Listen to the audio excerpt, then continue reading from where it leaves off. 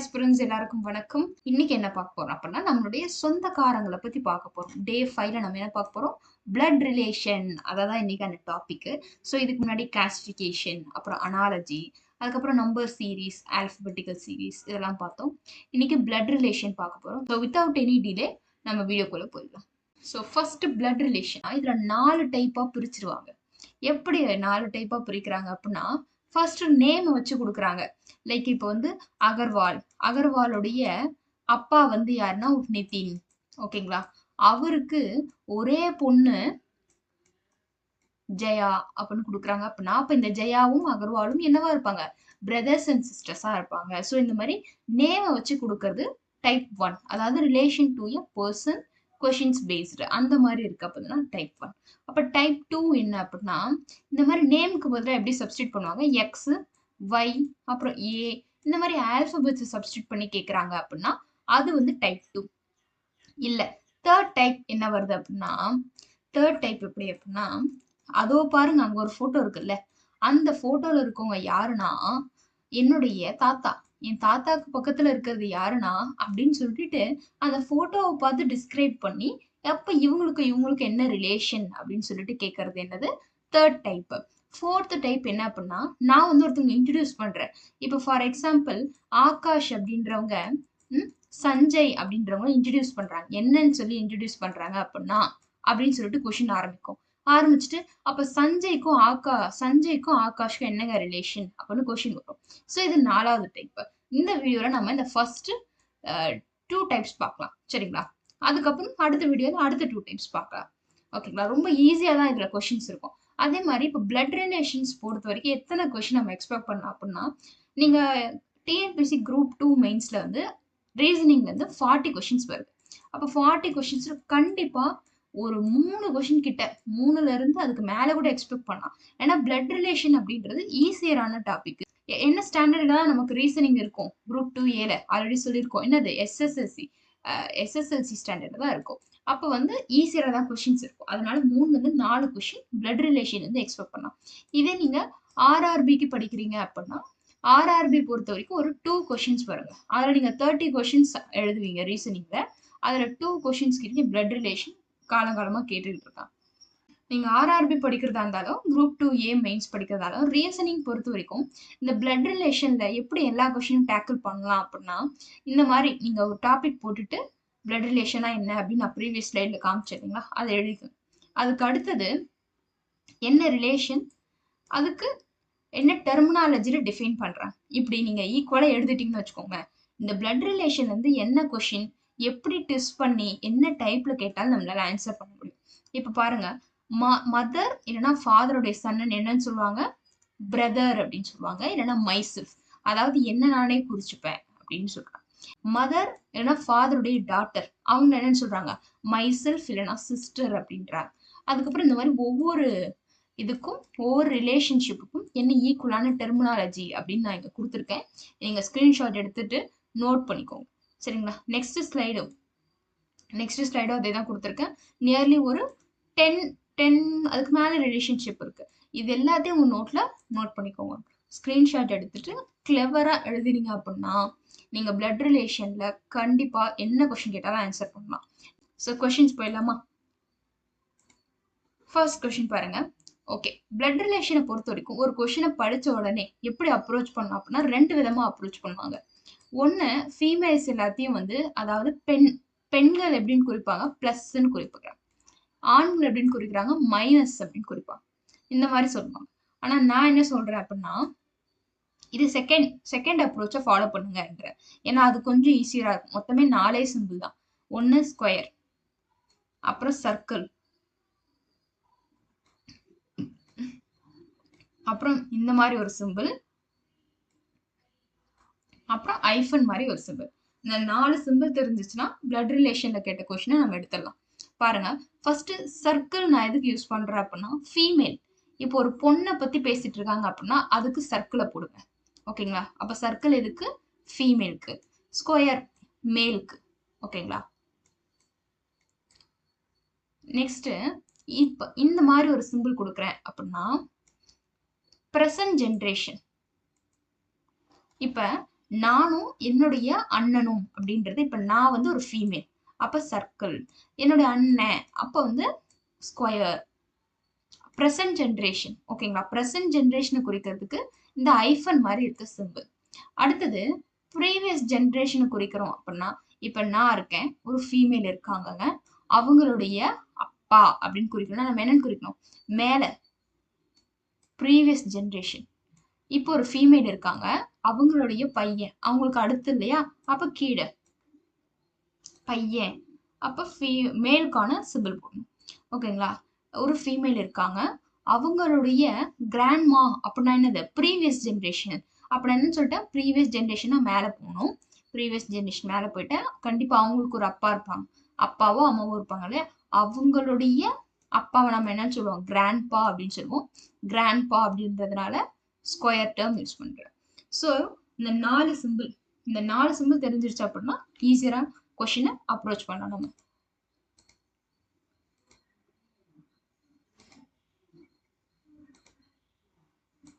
Okay, first question பாருங்க. Seema is a daughter-in-law of Sudhir. First Seema ஒரு female, அப்ப என்னன்னு குறிக்கலாம், சர்க்கிள் அப்படின்னு குறிக்கலாம். அடுத்தது சீமா அவங்களுடைய டாட்டர் இன் லா தான் சுதீர் ஓகேங்களா. அப்ப அவங்களுக்கு ஒரு ஹஸ்பண்ட் கண்டிப்பா இருப்பாங்க இல்லையா. அப்ப மேரேஜ் அப்படின்னா ஒரு பேரை குறிக்கும் போது இந்த மாதிரி ஒரு சிம்பிள் ஓகேங்களா. ஏற்கனவே 4 சிம்பிள் பார்த்திருக்கோம், இது ஒரு பேரை குறிக்கிறதுக்கான சிம்பிள் சரிங்களா. அவங்களுடைய யாருடைய டாட்டர் இன் லா, இவங்க சுதீருடைய daughter in law. So previous generation Sudhir அப்படின்றது ஒரு மேல், ஸ்கொயர்ல மார்க் பண்றேன். ஓகே, அடுத்து என்னன்னு கொடுக்குறாங்க, sister in law of Ramesh, present generation கரெக்ட்டுங்களா. அவங்களுக்கு ஒரு பேர் இருப்பாங்க. இவங்க 2 பேரும் ஒரு பேர் இருக்காங்க. இவங்க யாருக்கு சிஸ்டர் இன் லா அப்படின்னா, யாருக்கு சிஸ்டர், ரமேஷுக்கு sister in law square again ஓகேங்களா. அடுத்து என்ன கொடுக்குறாங்க, மோகன் is a son of Sudhir and only brother of Ramesh அப்படின்னு கொடுத்துட்டாங்க. இப்ப இந்த ரமேஷோடைய ஒரே ஒரு பிரதர், அது யாரு அப்படின்னா மோகன் அப்படின்னு சொல்லிட்டாங்க. கண்டிப்பா சுதீர் ஆல்ரெடி என்னன்னு சொல்லிட்டோம், சீமாக்கு ஒரு பேர் இருக்காங்க, அப்ப அந்த பேர் யாரா இருப்பா, மோகனா இருப்பான் ஓகேங்களா. அடுத்து என்ன கொஸ்டின் கேக்குறாங்க, find the relationship between Seema and மோகன். இப்ப நம்ம டயக்ராம் வரைஞ்சிட்டோம், இந்த டயக்ராம்ல பார்த்து அப்படியே ஆன்சர் பண்ண வேண்டியதான். சீமாவுக்கும் மோகனுக்கும் என்ன ரிலேஷன் அப்படின்னு கேக்குறாங்க. சீமா வந்து மோகனுக்கு என்னவா இருப்பாங்க, ஒய்ஃபா இருப்பாங்க, அப்ப ஆப்ஷன் டி அப்படின்றது ஆன்சர். ஸோ இவ்வளவுதாங்க, சிம்பிளா கேட்டிருக்க கொஸ்டின் அப்படியே டயக்ராமா வரைஞ்சிட்டே வரணும். வரைஞ்சு முடிச்சதுக்கு அப்புறம் லாஸ்டா என்ன கொஸ்டின் கேக்குறாங்க அப்படின்னு பார்த்து ஆன்சர் பண்ண வேண்டியதான். நெக்ஸ்ட் கொஸ்டின் போயிடலாம் ஓகேங்களா. There are 2 film stars. அவங்க வந்து ஃபீமேலா மேலான்னு மென்ஷன் பண்ணல ஓகேங்களா. 2 ஃபீமேல் ஸ்டார்ஸ் இருக்காங்க ஓகேங்களா. தமிழ்ல படிச்சு பாருங்க. ஒருவர் மற்றவரின் மகனின் தந்தை. இந்த ஒருத்தர் யாருன்னா ஓகேங்களா, இந்த இன்னொருத்தர் இருக்காருல்ல, அவருடைய மகனுடைய தந்தை அப்படின்னு சொல்றாங்க. அப்ப என்னங்க இவங்க 2 பேருக்கு ரிலேஷன்ஷிப், ஃபாதர் அண்ட் சன் எங்க இருக்கு, ஆப்ஷன் டில இருக்கு. உங்களுக்கு கொஸ்டின் புரியுதா, இங்க 2 பேர் தான் கொடுத்திருக்காங்க.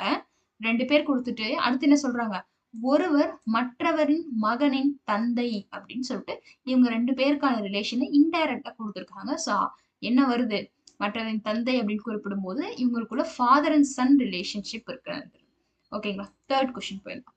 தேர்ட் கொஸ்டின் பாருங்க. Rani is sister of Piyush. Rani female, Piyush present generation, இந்த சிம்பிள் யூஸ் பண்ணணும். அடுத்து பியூஷ் ஒரு நேம் பார்க்கும்போது எப்படி தெரியுது, மேல் மாதிரி தெரியுது, ஸோ நான் ஸ்கொயர் போடுறேன். And daughter of Kamal. Rani யாருடைய டாட்டரா, கமலுடைய டாட்டரா. அப்ப பியூஷ்க்கும் அப்பா யாரு தான், கமல் அப்படின்றவர் தான் சரிங்களா.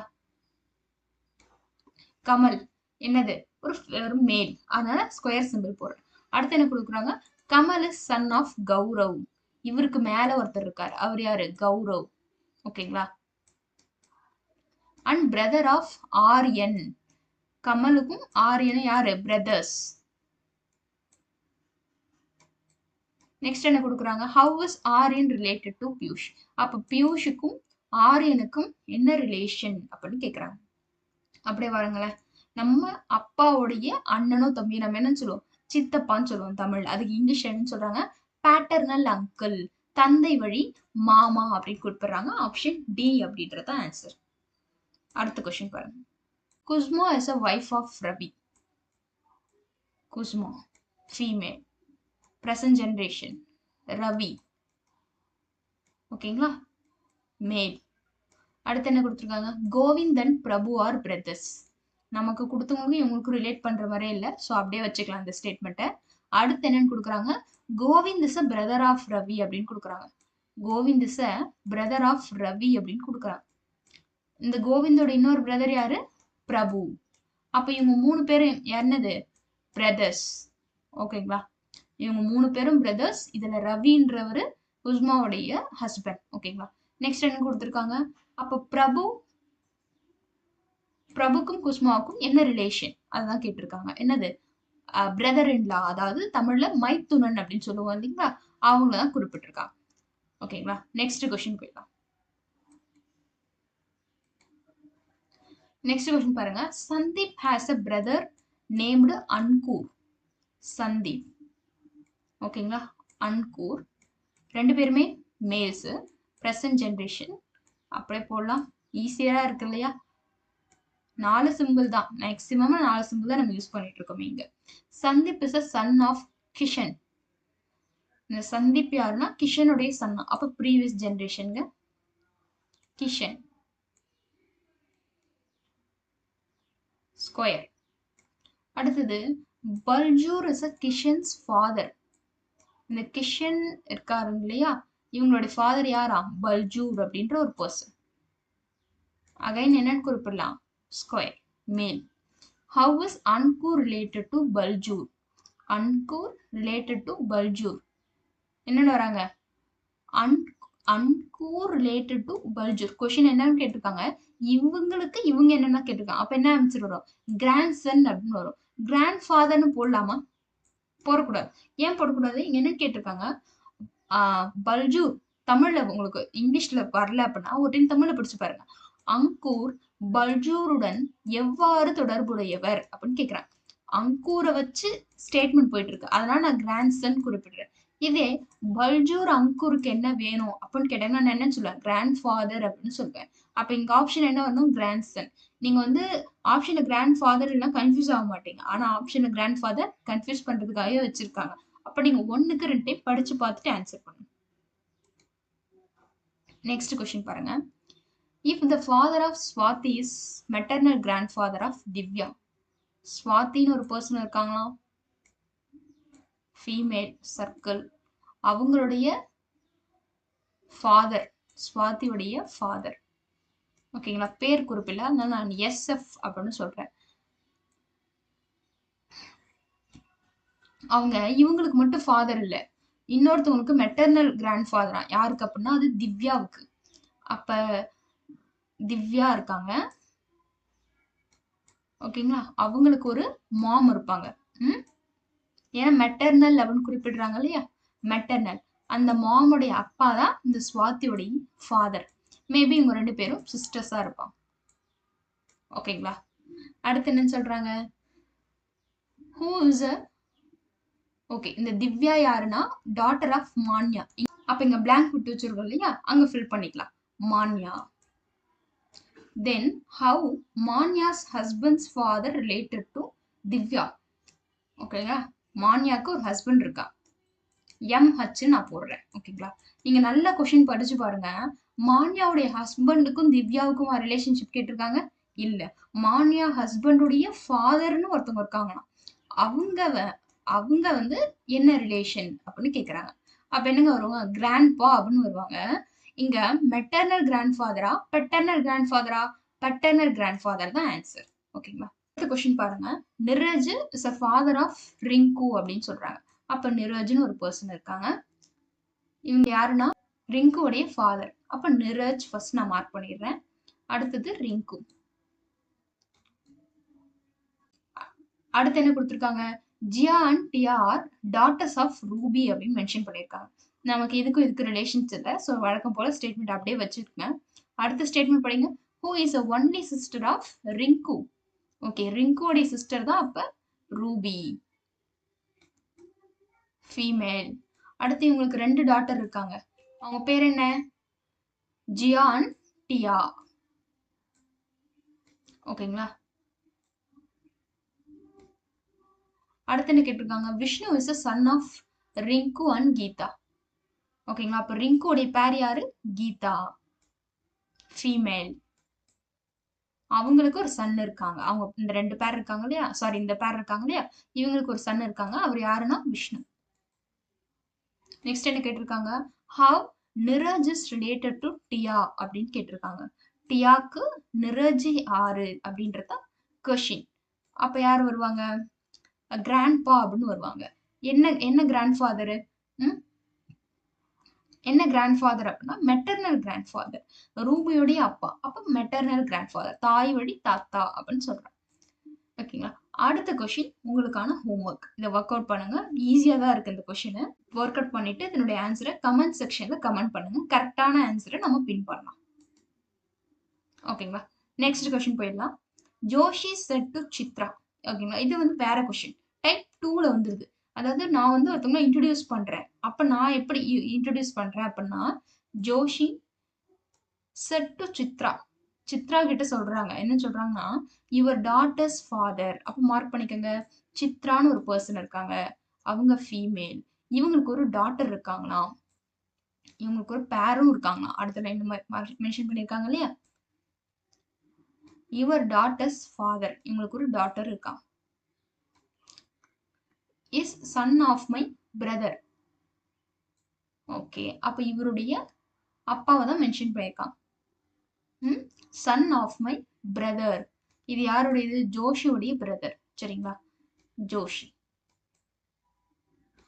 Have is Joshi's brother related to Chitra's daughter அப்படின்னு கேட்டிருக்காங்க. என்ன வரும்? கிராண்ட் ஃபாதர் அப்படின்னு வரும். கரெக்டுங்களா?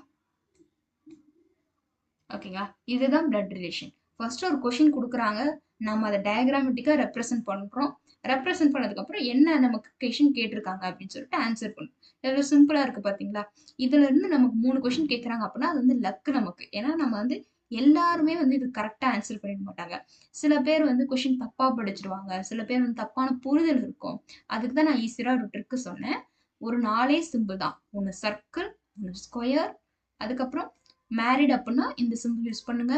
அப்புறம் ப்ரெசன்ட் ஜென்ரேஷனா இல்ல ப்ரீவியஸ் ஜென்ரேஷனா, இப்படி வச்சுக்கிட்டு நீங்க இந்த சிம்பிள் வச்சுட்டு நீங்க டயக்ராம் போட்டீங்க அப்படின்னா உங்களுக்கு ஆன்சர் அப்படின்றது ஈஸியா கிடைச்சிருக்கும். ஸோ இப்போ நீங்க பண்ண வேண்டியது என்ன?